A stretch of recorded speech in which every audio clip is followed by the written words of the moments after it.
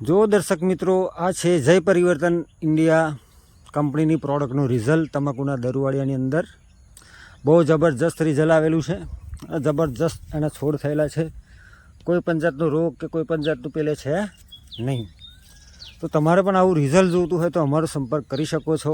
અને જે પણ ખેડૂત મિત્રોને તમાકુનું દરું વેચાત માટે જોઈતું હોય તો અહીંયા આવીને લઈ શકે છે. નીચે અમારું એડ્રેસ આપેલું છે, ફોન નંબર આપેલો છે.